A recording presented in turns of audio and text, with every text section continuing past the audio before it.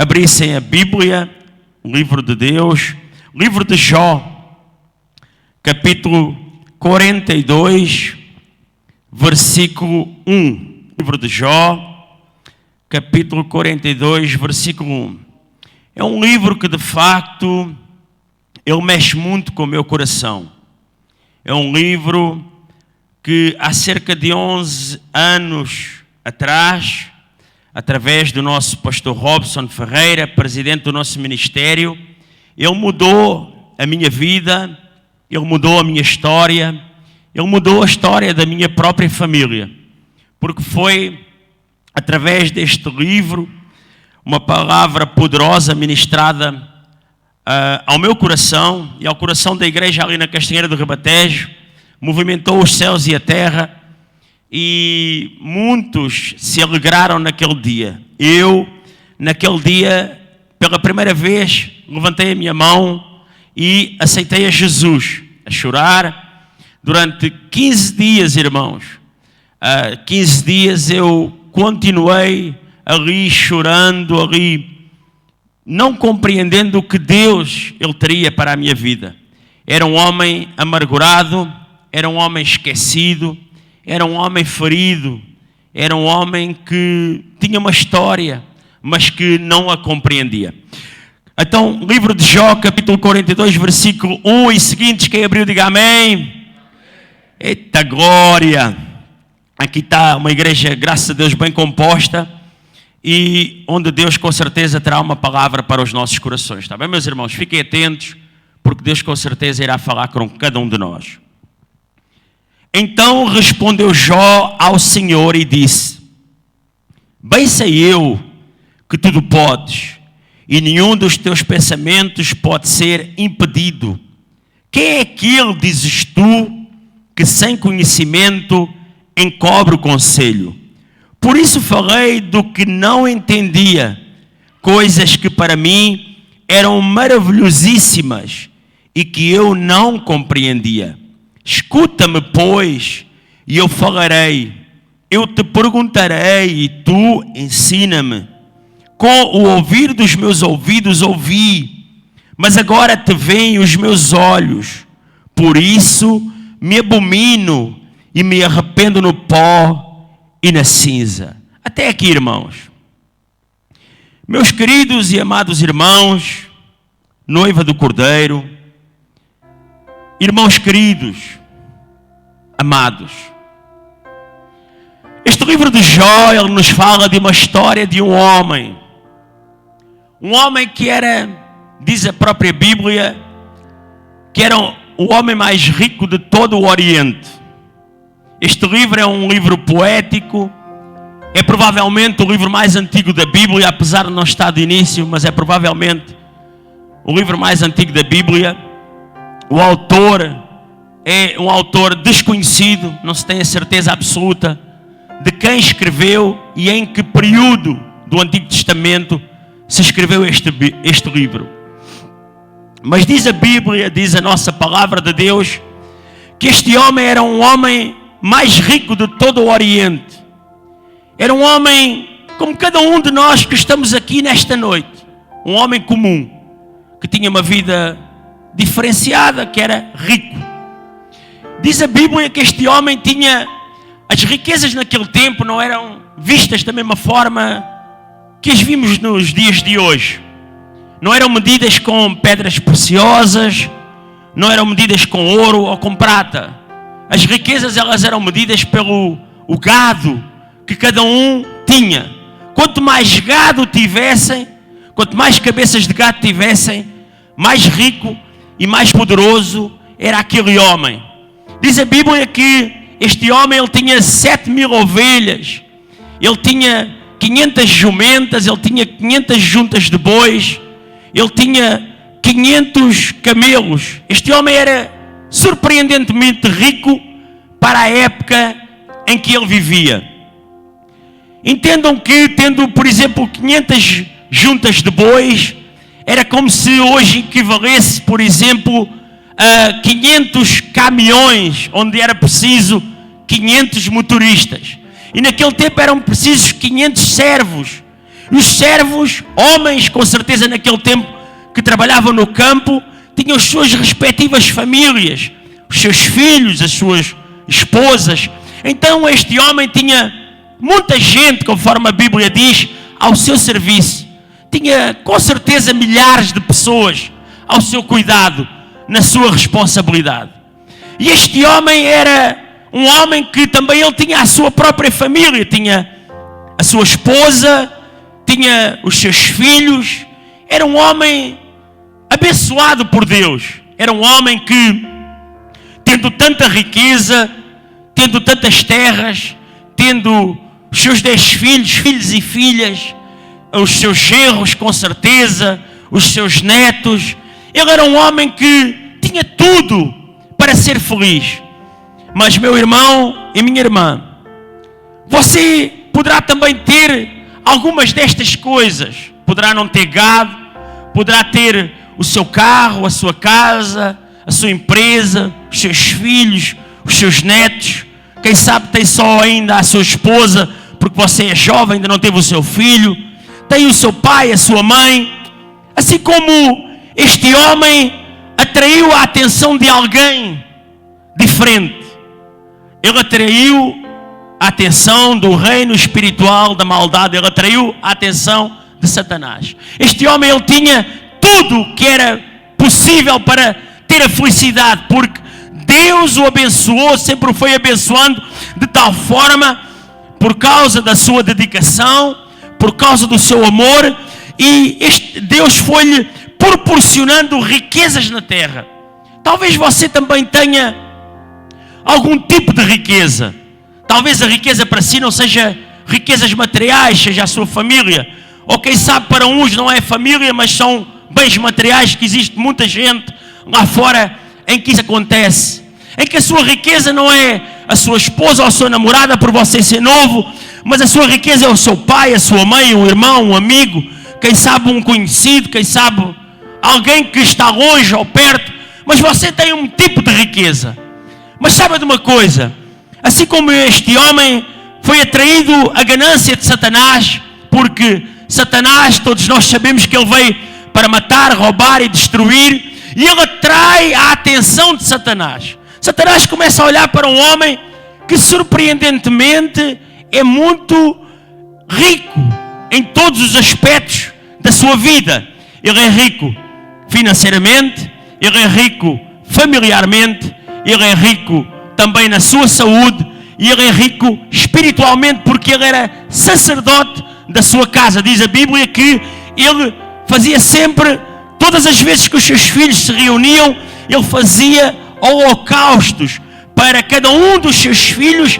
Ele escolhia a melhor cabeça de gado, ele escolhia o melhor animal e o sacrificava, um por cada filho seu, para que não tivessem eles pecado no seu coração, para que não entristecessem ou tivessem eles de alguma forma entristecido o coração de Deus, mas para dessa forma os seus pecados eles fossem expiados, para que os seus pecados, assim, por assim dizer, desaparecessem aos olhos humanos e lhes fossem perdoados. Ou seja, este homem, ele tinha o cuidado de toda a sua fazenda, sua riqueza, tinha o cuidado de toda a sua família, mas também tinha o cuidado espiritual de cuidar daqueles que lhe eram mais próximos. Meu querido irmão e minha querida irmã, talvez você esteja na casa de Deus, tudo está a correr na perfeição, tudo corre conforme sempre você desejou. Tem uma boa casa, tem um bom carro, quem sabe uma boa moto, tem uma família abençoada, a sua mulher ou o seu esposo, os seus filhos, o seu pai goza de boa saúde, a sua mãe goza de boa saúde, a sua esposa também, igual forma, apesar desta pandemia, mas nada lhe aconteceu, porque você é um homem que ou é jovem ou é velho, mas que, velho em idade, não em pensamento, mas que tudo lhe corre de feição. Mas saiba de uma coisa, assim como foi atraído para Jó, Satanás olhou para a vida daquele homem, provavelmente em determinado tempo da nossa vida, quem sabe se também não vamos atrair a atenção do nosso inimigo. Então eu comecei a olhar e a ler este livro, ao qual eu tenho muito respeito. Não porque eu aceitei há cerca de 11 anos, a palavra através deste livro, mas porque este livro fala de uma realidade antiga, mas também de uma realidade das coisas que ainda hoje acontecem neste momento. Provavelmente, em um momento na nossa vida, algo parecido que aconteceu aqui pode acontecer conosco. Vivemos, eu escrevi aqui só algumas frases, vivemos em um tempo diferenciado, em um tempo diferente. O mundo vive em um tempo em que o lugar é o mesmo, mas se encontra transformado, em que as histórias são iguais, mas os personagens são diferentes, em que Deus é o mesmo, mas os filhos desta nova história são outros. Naquele tempo,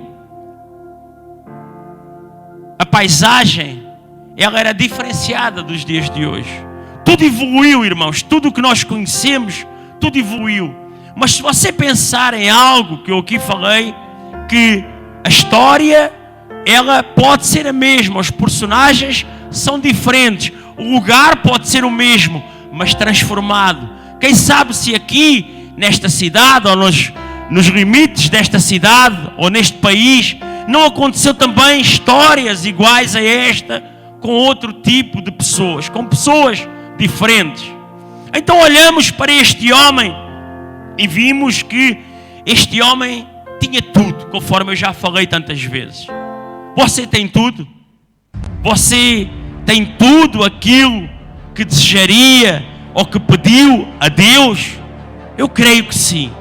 Mas eu escolhi aqui 5 propósitos para o sofrimento. 5 propósitos do porquê que tantas vezes na terra nós acabamos por sofrer.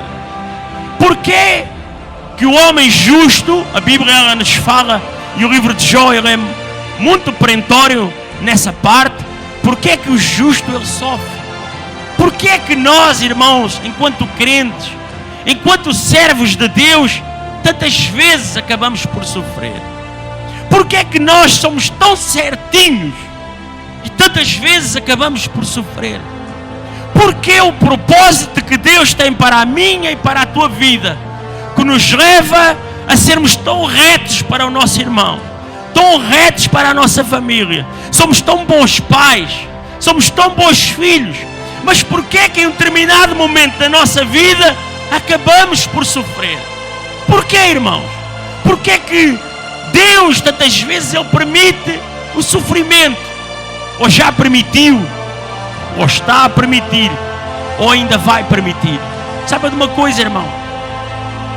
O servo de Deus, sendo servo de Deus, em um determinado tempo da sua vida, infelizmente vai ter sofrimento. Porque todo o sofrimento, ele tem um propósito, ele tem um objetivo.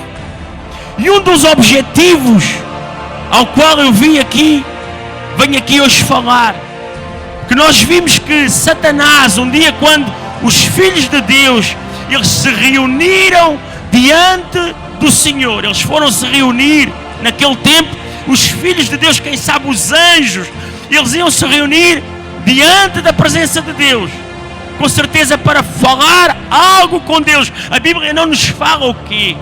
E no meio daqueles anjos e alguém, Satanás, que também foi ali para aquele lugar, mas Deus, sabendo, conhecendo cada filho seu, olhou para aquele anjo caído de Satanás e disse, fez-lhe uma pergunta: viste tu o meu servo Jó, sincero, reto, temente a Deus e que se desvia do mal? Então há um diálogo entre Deus e o mal, há um diálogo entre Deus e Satanás, entre o bem e o mal naquele lugar.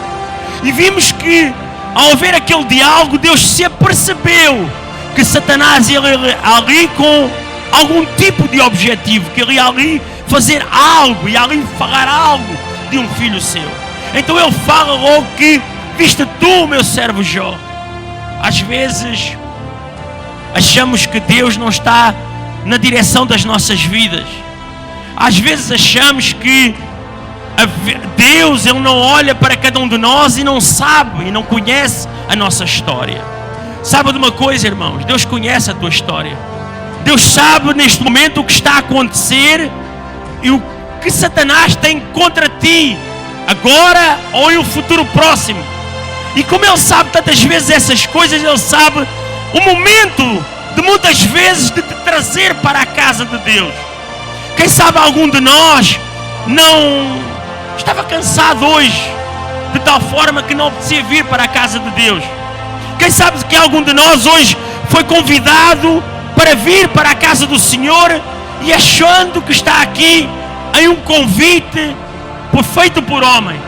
Quem sabe você que já é crente, que já serve a Deus, achou que olhou para a placa e sentiu que era do seu próprio propósito estar aqui hoje. Mas sabe de uma coisa, irmão?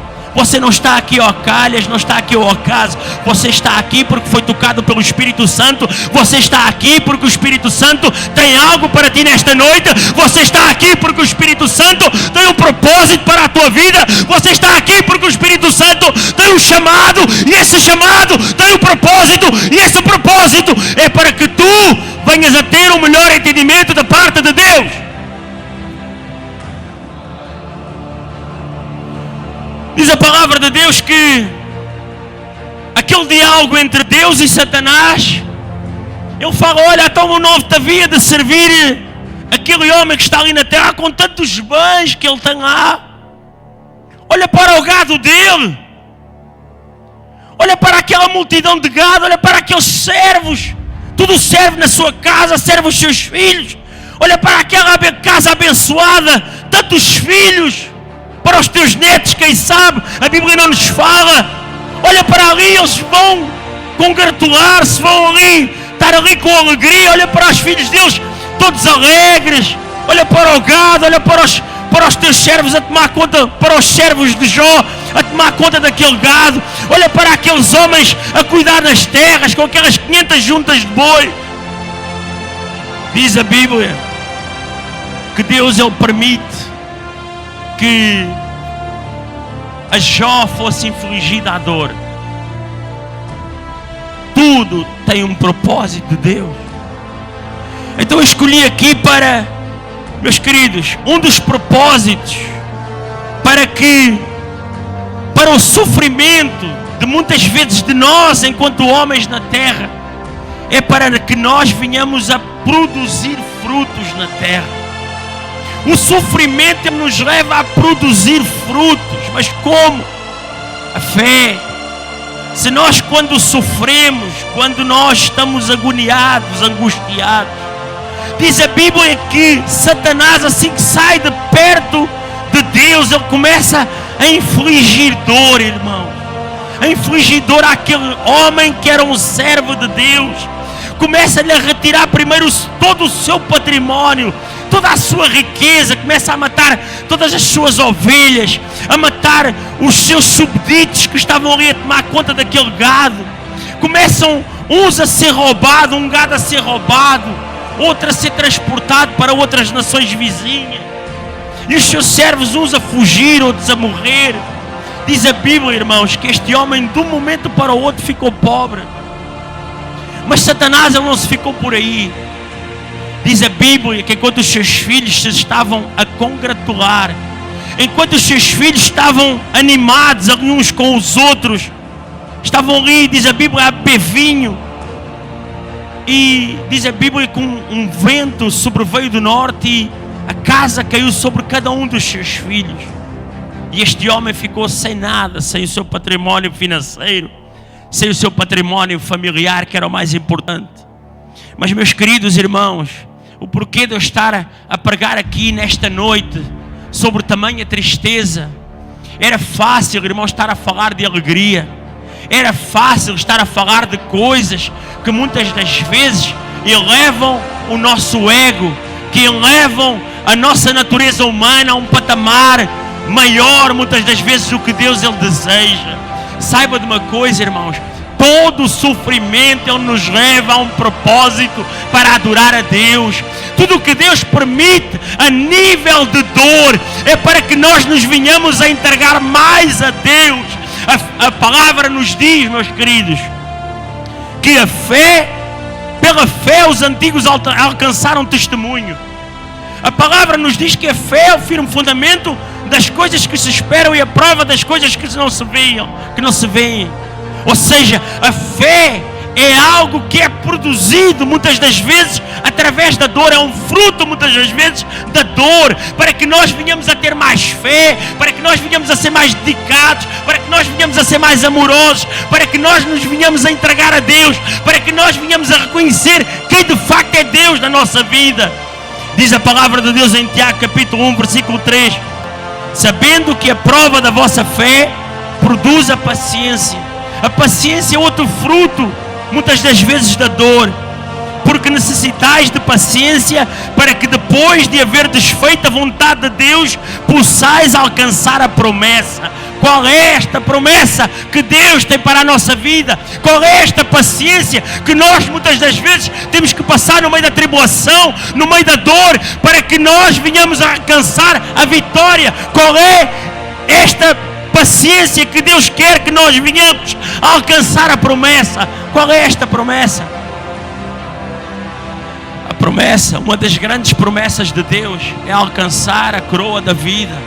Alcançar a coroa da vida é nunca desistir. Alcançar a coroa da vida é mesmo você estando em sofrimento, mesmo você estando na dor, mesmo você estando a passar por tribulação, mesmo você passando e perdendo muitas das vezes todo o seu patrimônio, perdendo algo que lhe é muito querido, algo que custou muito a alcançar para si, mesmo você estando doente e muitas das vezes achando que não era merecedor de estar doente, ou aqui nesta nave, ou alguns que estão dentro da sua casa, das suas casas, quem sabe enfermos, irmãos.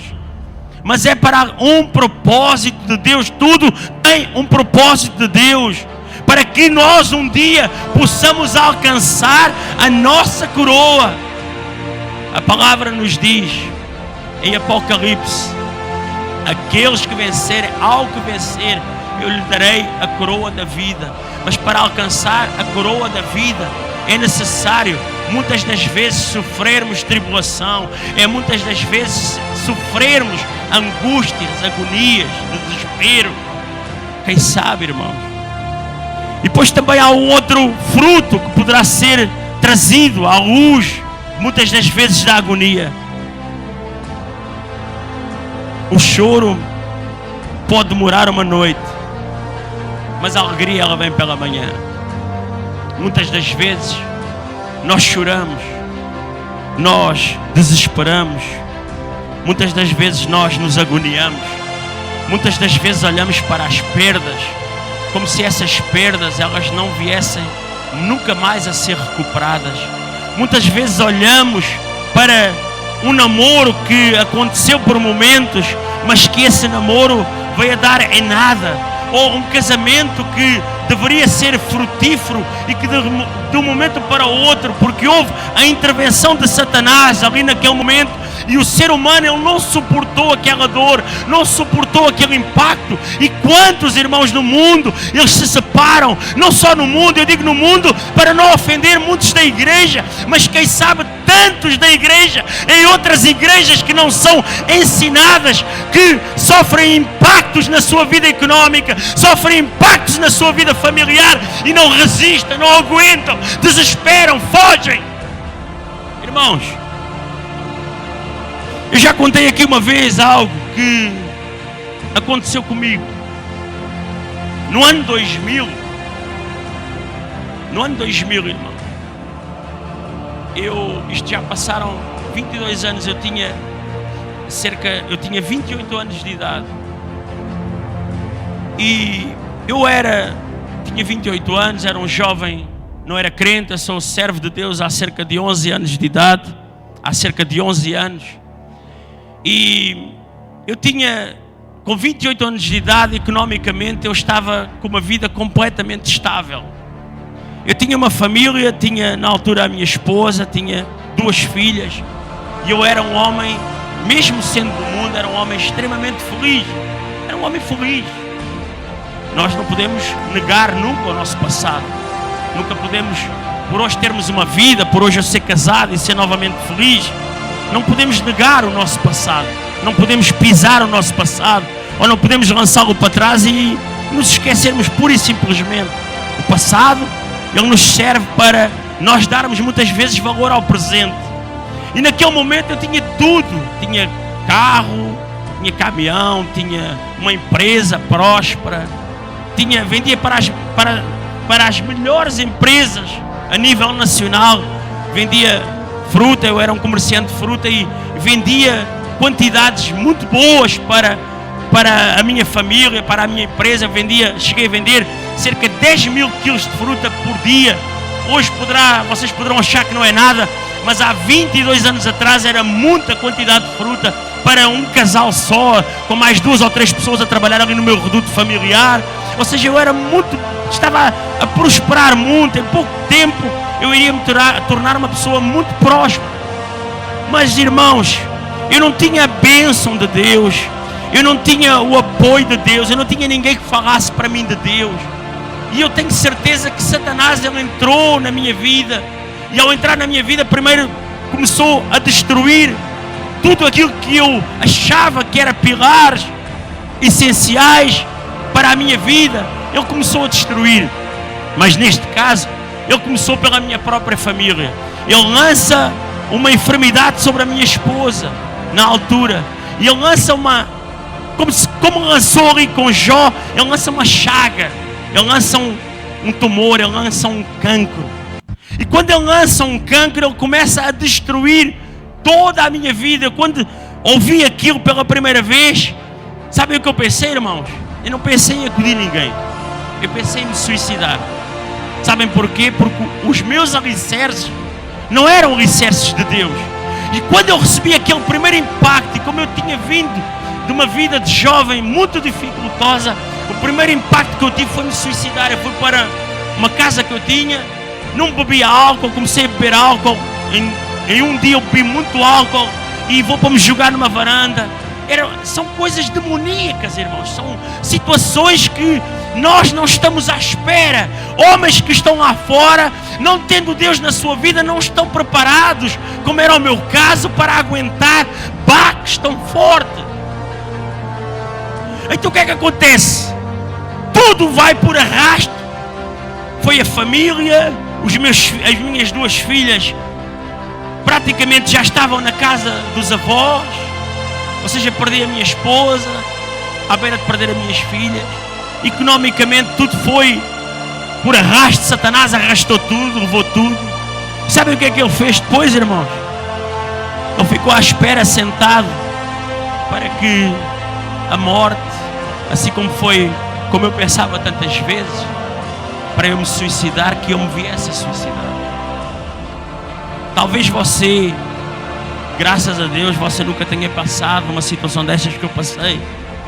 Mas, ou passou uma outra situação ainda mais difícil, ou está a passar por um processo na sua vida que você não está a compreender o porquê que está a ouvir esta palavra. Porquê que estou a ouvir esta palavra? Eu não tenho nada a ver com isto. A minha vida, ela corre às mil maravilhas. A minha vida, ela nada disso aconteceu. Não morreu ninguém. Meu pai está vivo, a minha mãe está viva. Os meus irmãos estão felizes. Eu financeiramente estou bem empregado. Irmão, escuta uma coisa que eu estou-te a dizer.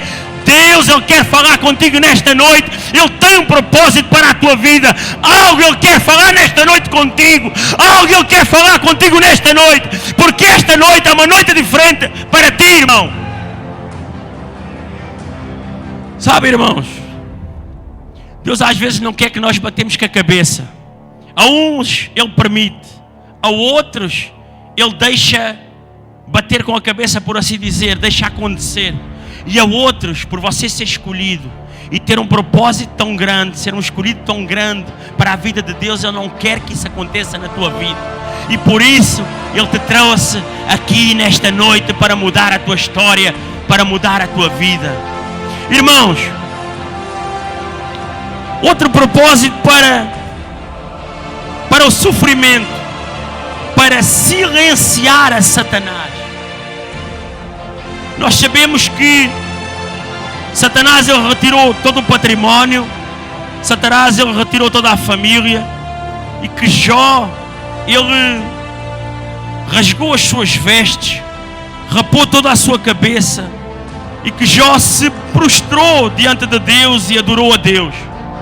Que mesmo no sofrimento, irmãos, ele rasga as suas vestes como dizendo: a minha dor é tão intensa, ela é tão grande, que era uma forma dos antigos se expressarem.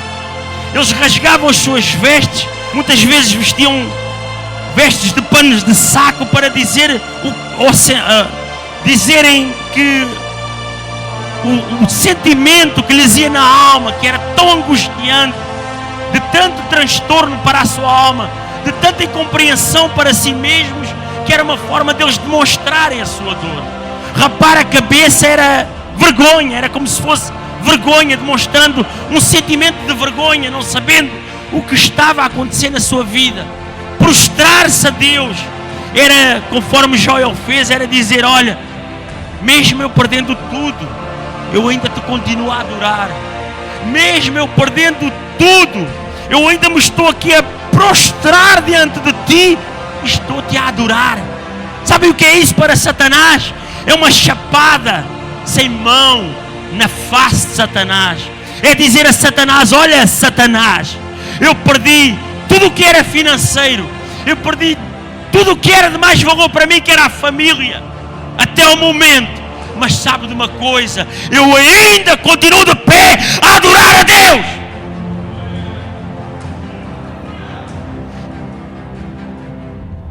Mas Satanás não estava contente. Todos conhecem esta história.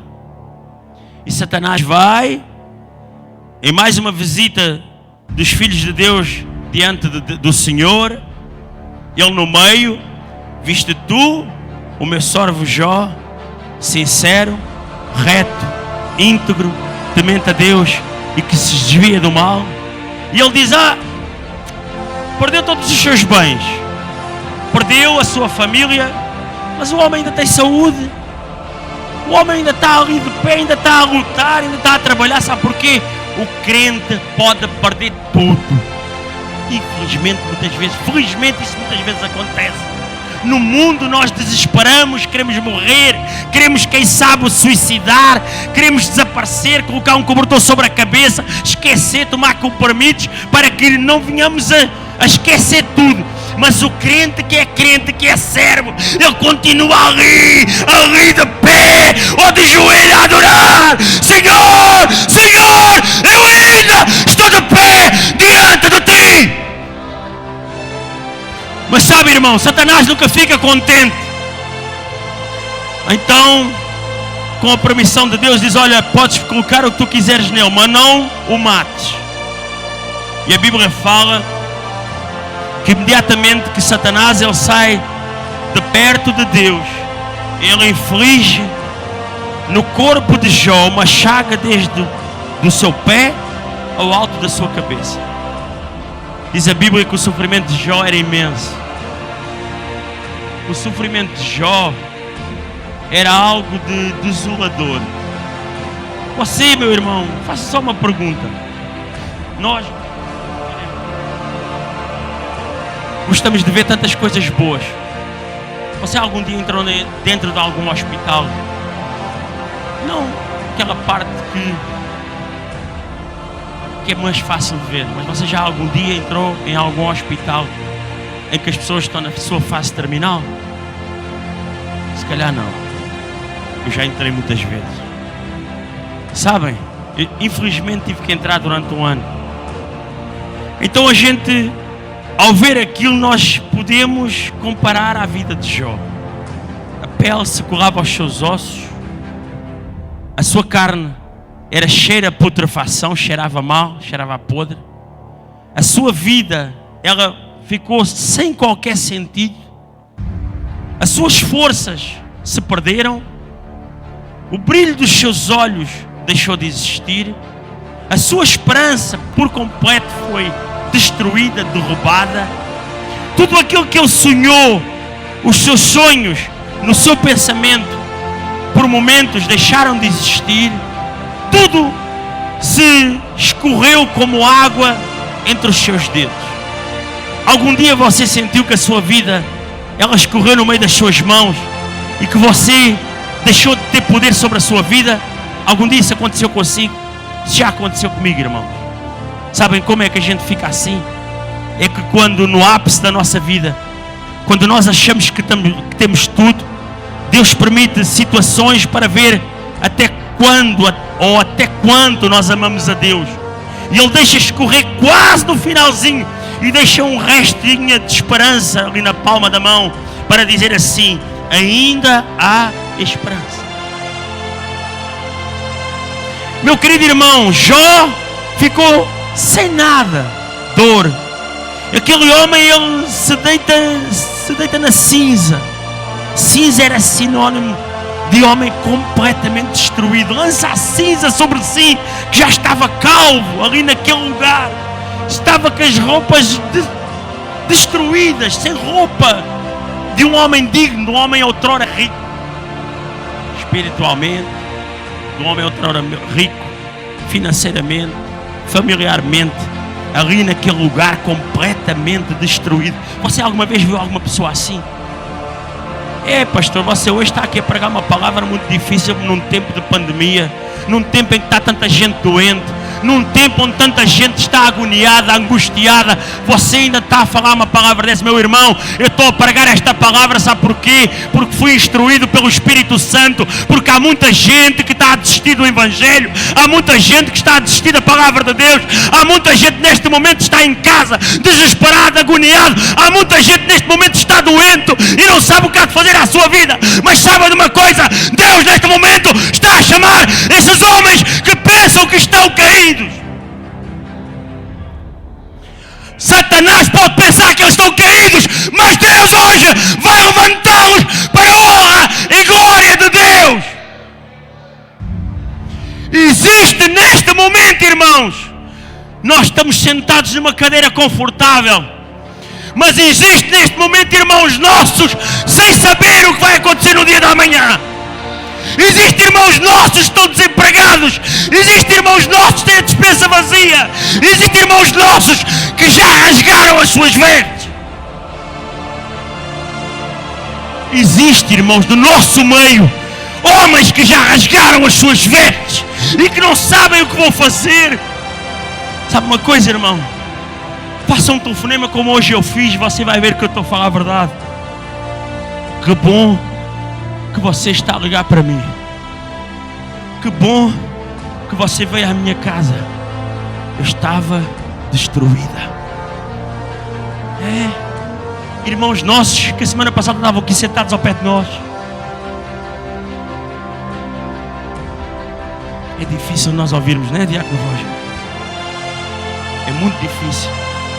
É muito fácil pregarmos, mas é muito difícil nos colocarmos na pele daquele que está a sofrer.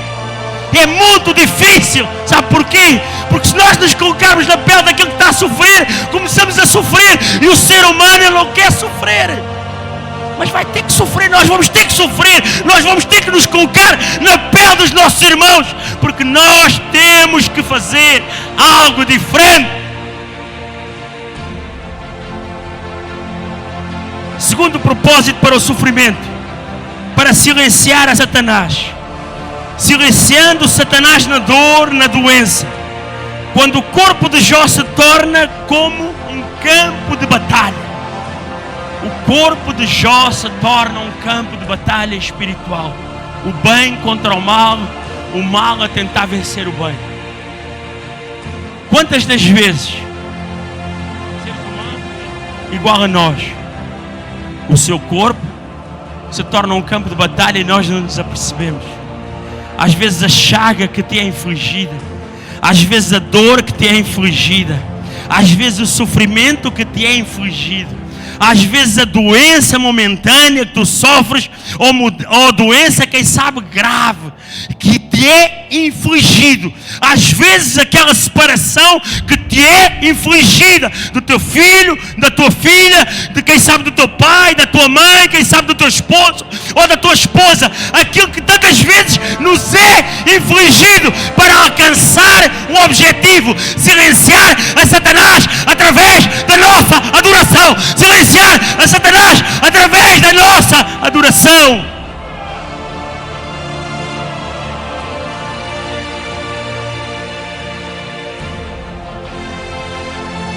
Terceiro propósito.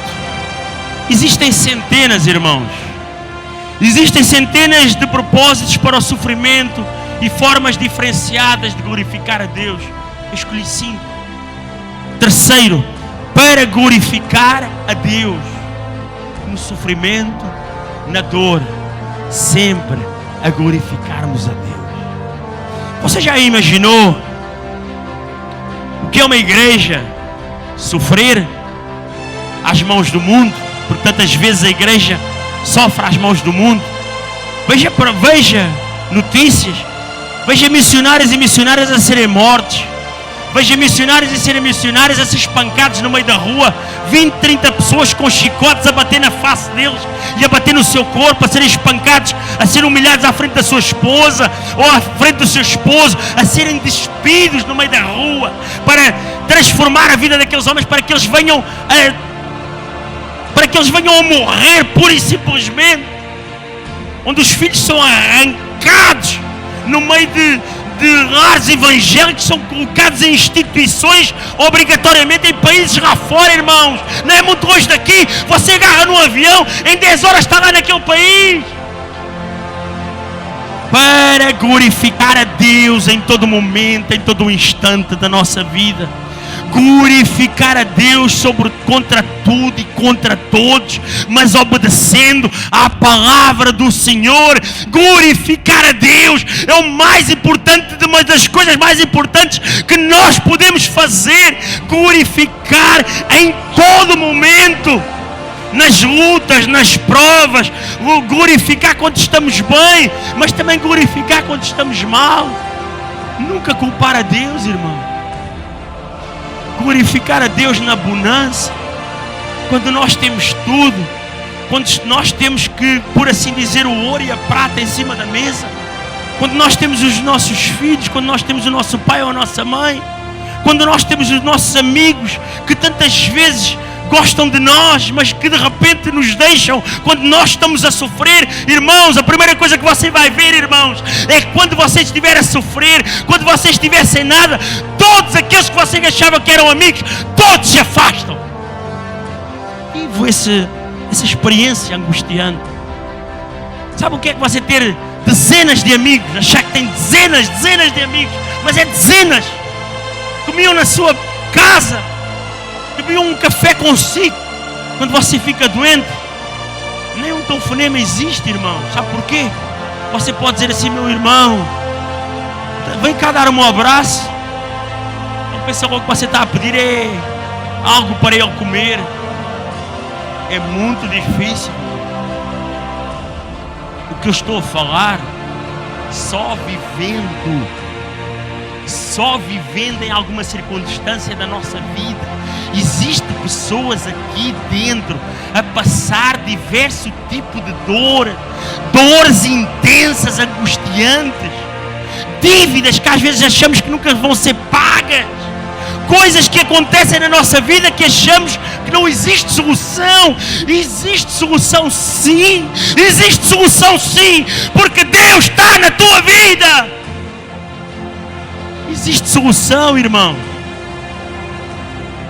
Quarto propósito, para nos tornarmos semelhantes a Cristo, que é difícil.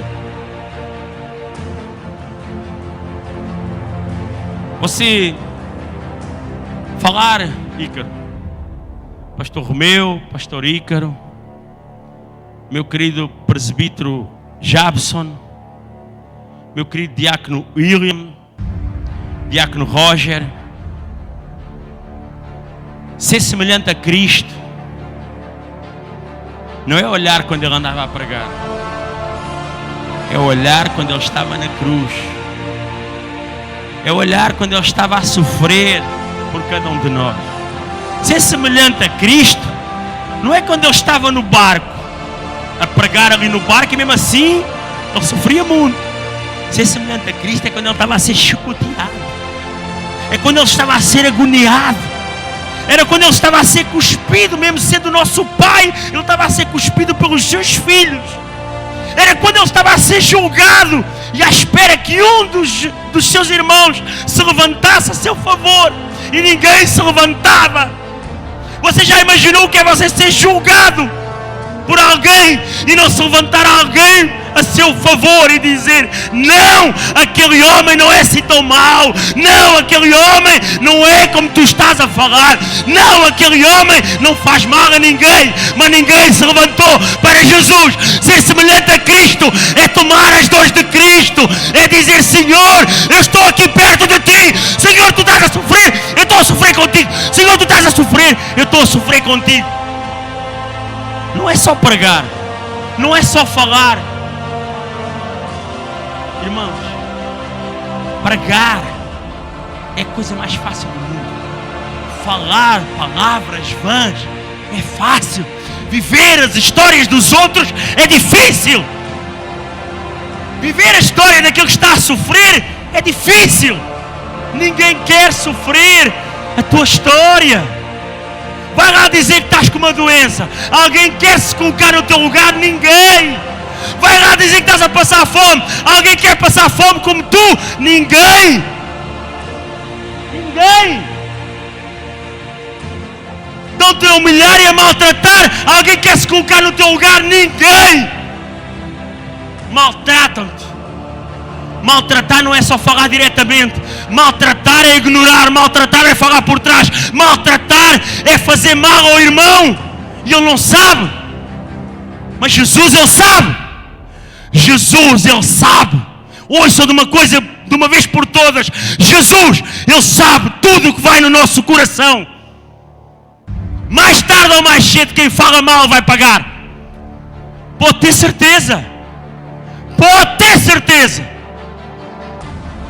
Agora coloque-te no meio daquele que estava a sofrer. Coloca. Ninguém coloca, ninguém quer. Somos carne. Nós também sofremos. Mas um dos propósitos para o sofrimento é nos colocarmos, é sermos e nos tornarmos semelhantes a Cristo. De sorte que haja em vós o mesmo sentimento que houve em Cristo Jesus, que mesmo sendo Deus, não teve por usurpação ser igual a Deus, mas aniquilou-se, tomando a forma de servo, humilhando-se até à morte e morte de cruz. Mas também há uma coisa, pelo que Deus o exaltou soberanamente, dando-lhe ao seu nome sobre todo o nome. Está escrito em Filipenses, muitos conhecem estes versículos. Mas irmãos, ser semelhante a Cristo é fazermos a diferença. É não pregarmos só o Evangelho. Pregar o Evangelho, até o que está lá no mundo, ele prega o Evangelho. Ouça, Satanás, ele conhece melhor a Bíblia que qualquer um de pastor. Satanás, ele conhece melhor a Bíblia que qualquer um de nós. Satanás, ele se quisesse pregar a Bíblia, ele pregava. Mas nós temos que pregar a Bíblia com o som do Espírito Santo. Temos que pregar a Bíblia vivendo como Cristo, fazendo-nos igual a Cristo. Quinto e último propósito, e eu agradecia que a igreja se colocasse de pé. Quinto propósito: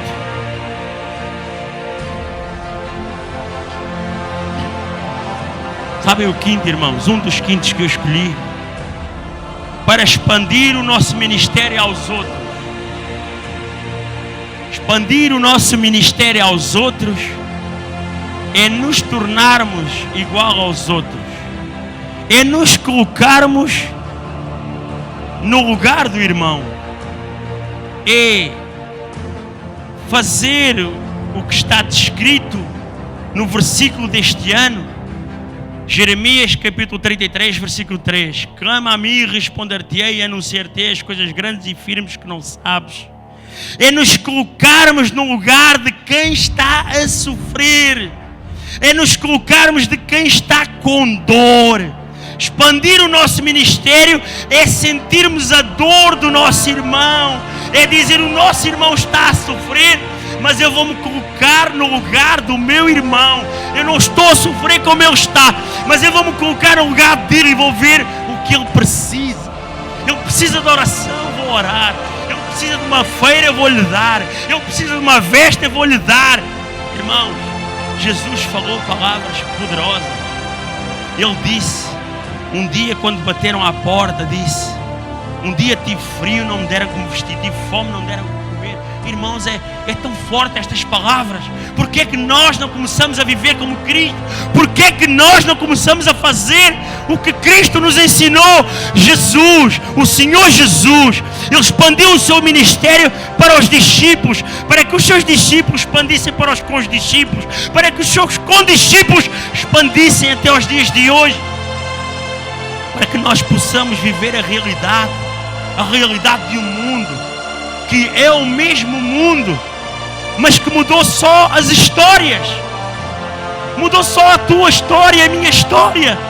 Sabe, irmão, você se calhar está no lugar, só que agora tem um edifício, no lugar onde teve um apóstolo. Se calhar você está num lugar, aqui, se calhar era uma terra, quem sabe uma passagem, onde alguém foi morto por amor à palavra de Deus. Não estou a dizer que acontecesse, mas poderia hipoteticamente isso acontecer. Só mudou o tempo, os personagens que somos nós. A Bíblia, ela é contemporânea, ela é real, ela é algo de absolutamente real para as nossas vidas na atualidade, porque ela, mesmo tendo milhares de anos, ela se coaduna à nossa história, à nossa realidade. Ela se coaduna a cada um de nós, irmãos. Eu já fui jovem, como muitos dos que estão aqui. Eu já sofri espancamentos. Eu já vi os meus pais a espancarem-se. Hoje já não são vivos. Eu já vi a minha mãe a ser espancada. Eu já vi a minha mãe com um copo de veneno para se envenenar. Eu já vi o meu pai a chorar por não saber o que fazer, por falta de entendimento, por falta de ter Deus na sua vida. Não é que eles não fossem bons, eles eram bons, mas de um momento para o outro se transformavam. Talvez isso aconteça com a tua vida, talvez isso acontecesse um dia na tua história. Talvez o teu pai um dia espancasse a tua mãe, ou a tua mãe espancasse o teu pai. Talvez a tua mãe nunca te amasse, ou o teu pai nunca te amou. Talvez tu queres alguém para perto de ti e não achas uma solução, porque achas que não és bonito, quem sabe, ou bonita. Não, isso é mentira de Satanás. Tu és bonito, tu és bonita. Deus, Ele quer uma nova vida para ti. Ele quer trazer à tua história uma nova realidade.